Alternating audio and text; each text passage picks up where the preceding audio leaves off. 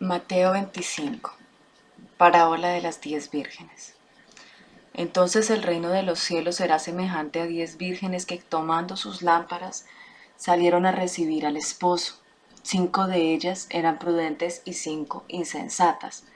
Las insensatas, tomando sus lámparas, no tomaron consigo aceite, mas las prudentes tomaron aceite en sus vasijas juntamente con sus lámparas. Nota: la sabiduría de las 5 vírgenes consistió en haber guardado una reserva de aceite en sus vasijas, además de la que ya habían echado en las lámparas. Así se prepararon para una inesperada demora del futuro esposo. Versículo 5. Versículo 5. Y tardándose el esposo, cabecearon todas y se durmieron. Nota: hay aquí una asociación implícita entre Cristo y el esposo, lo mismo que la tardanza de este último se relaciona con la demora de la parusia o el regreso de Jesús. Versículo 6. Y a la medianoche se oyó un clamor: aquí viene el esposo, salid a recibirle. Entonces todas aquellas vírgenes se levantaron y arreglaron sus lámparas. Nota: riqueza literaria. Arreglaron. Compare cosmético, embellecer, arreglar, decorar, hermosear, adornar, poner en orden. Aquí hay la visión de un avivamiento antes de la segunda venida de Cristo. Versículo 8. Y las insensatas dijeron a las prudentes: dadnos de vuestro aceite, porque nuestras lámparas se apagan. Mas las prudentes respondieron diciendo: para que no nos falte a nosotras y a vosotras, id más bien a los que venden y comprad para vosotras mismas. Nota: la falta de benevolencia de las 5 vírgenes sabias es un ingrediente de la parábola y no hay que buscarle ningún significado alegórico. Versículo 10. Pero mientras ellas iban a comprar, vino el esposo, y las que estaban preparadas entraron con él a las bodas y se cerró la puerta. Después vinieron también las otras vírgenes diciendo: Señor, Señor, ábrenos. Mas él respondiendo dijo: de cierto os digo que no os conozco. Nota: el mensaje es claro, demasiado tarde. Versículo 13. Velad pues, porque no sabéis el día ni la hora en que el Hijo del Hombre ha de venir. Nota: la cuestión central de la parábola se encuentra aquí, en vista del retraso de la parusia 24:48 al 25:5. Estad preparados y vigilantes, porque no sabéis el día ni la hora. Dinámica del reino. Únicamente el Padre sabe cuándo regresará Cristo, la venida del Mesías.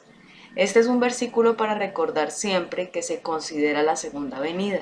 A lo largo de la historia, algunos creyentes han tratado equivocadamente de determinar cuándo el Señor volverá, y la ignorancia de estos intentos necios a menudo les ha llevado a señalar con una actitud presuntuosa el tiempo de la venida de Jesús. Pero aquí, como también en Mateo 24:36 y en Marcos 13:32, Jesús declara explícitamente que nadie sino el Padre sabe el tiempo de su venida. Algunos han interpretado la expresión el día ni la hora como que podemos descubrir el mes o el año, pero ello es incorrecto. No podemos estar seguros de que la segunda venida ocurrirá en un año en particular o en una determinada década, y ni siquiera que Cristo volverá mientras vivimos aún. Sin embargo, Jesús comenzó su oración con el mandamiento: velad. El desafío que nos hace es que constante y anhelosamente estemos esperándolo. Por lo tanto, nuestra responsabilidad es doble: prepararnos para su venida, de modo que cuando llegue encuentre a una esposa sin mancha y sin arruga, Efesios 5:27, y que actuemos hasta su regreso de tal manera que el reino de Dios se preserve y se extienda sobre la faz de la tierra. Lucas 19, del 11 al 27. Estemos pues ocupados en los negocios del Padre, vivamos a la expectativa del retorno del Maestro, despojémonos de toda ociosa especulación y de la tendencia supersticiosa de estar fijando fechas sobre el tiempo en que Él ha de venir nuevamente. Primera Tesalonicenses 4:15 al 18 y Apocalipsis 22:20. Jesús nos enseña a estar preparados para su regreso. Él compara la segunda venida con una alegre procesión de bodas en la que aquellos que no se han preparado no pueden participar. Parábola de los talentos, versículo 14. porque el reino de los cielos es como un hombre que yéndose lejos llamó a sus siervos y les entregó sus bienes. A uno dio 5 talentos y a otro 2 y a otro 1, a cada uno conforme a su capacidad y luego se fue lejos. Nota: el talento tenía un valor considerable y el que había recibido 5 talentos fue y negoció con ellos y ganó otros 5 talentos. Asimismo, el que había recibido 2 ganó también otros 2, pero el que había recibido 1 fue y cavó en la tierra y escondió el dinero de su señor. Después de mucho tiempo vino el señor de aquellos siervos y arregló cuentas con ellos.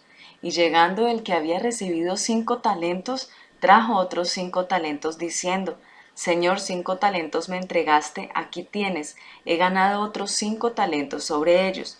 Y su señor le dijo: Bien, buen siervo y fiel, sobre poco has sido fiel, sobre mucho te pondré, entra en el gozo de tu señor. Llegando también el que había recibido 2 talentos, dijo: Señor, 2 talentos me entregaste, aquí tienes, he ganado otros 2 talentos sobre ellos.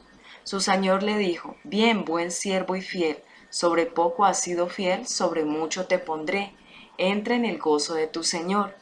Pero llegando también el que había recibido 1 talento, dijo: Señor, te conocía que eres hombre duro, que ciegas donde no sembraste y recoges donde no esparciste, por lo cual tuve miedo y fui y escondí tu talento en la tierra. Aquí tienes lo que es tuyo. Respondiendo su señor le dijo: Siervo malo y negligente, sabías que ciego donde no sembré y que recojo donde no esparcí. Nota: la recompensa, que se traduce en mayores responsabilidades, primeros 2 siervos, contrasta con el castigo impuesto al siervo pasivo y negligente. Mientras se acerca el día de rendir cuentas, se requiere un fiel desempeño de nuestras responsabilidades. Versículo 27. Por tanto debías haber dado mi dinero a los banqueros, y al venir yo hubiera recibido lo que es mío con los intereses. Quitadle pues el talento y dadlo al que tiene 10 talentos, porque al que tiene le será dado y tendrá más, y al que no tiene, aún lo que tiene le será quitado. Riqueza literaria. Nota: tendrá más. Tener en abundancia, en exceso, mucho más, superior. El término muestra la generosidad de la gracia de Dios, al asegurar que el fiel uso de nuestros talentos y dones nos prepara para nuestro propio progreso. Versículo 30. Y al siervo inútil echarle en las tinieblas de afuera, allí será el lloro y el crujir de dientes. Nota: esto no debe llevarnos a la conclusión de que se pierde toda justificación, sino como un ejemplo de la pérdida del derecho a la recompensa por un servicio dedicado al reino, de la pérdida del gozo con lloro y crujir de dientes como un reflejo de la oportunidad perdida.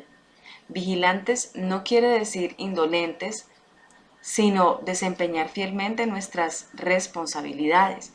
El uso prudente de los dones y habilidades confiados a nosotros nos trae mayores oportunidades, en tanto el desaprovecharlos no solo hace que las perdamos, sino también que seamos privados de lo que ya tenemos. El juicio de las naciones, versículo 31.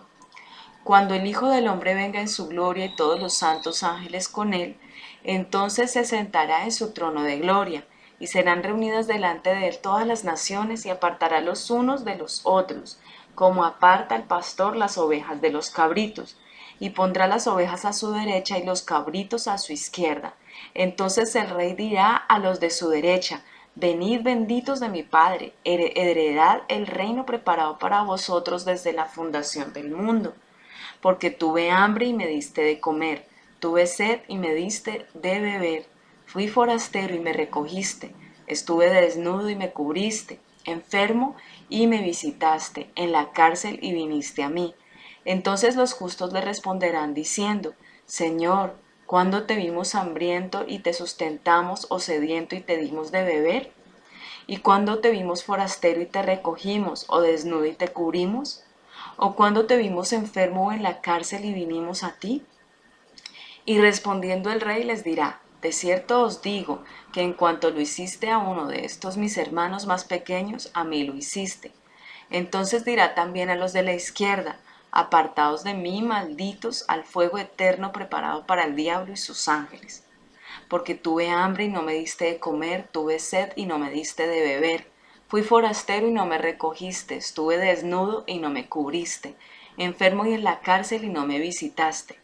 Entonces también ellos le responderán diciendo, Señor, ¿cuándo te vimos hambriento, sediento, forastero, desnudo, enfermo en la cárcel y no te servimos? Entonces les responderá diciendo, de cierto os digo que en cuanto no lo hiciste a uno de estos más pequeños, tampoco a mí lo hiciste. E irán estos al castigo eterno y los justos a la vida eterna. Nota: el retorno del Señor trae consigo un juicio que dividirá a la gente.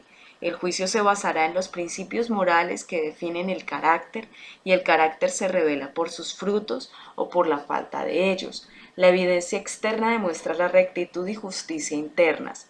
Las buenas obras no producen un buen carácter, sino al contrario, un buen carácter produce buenas obras.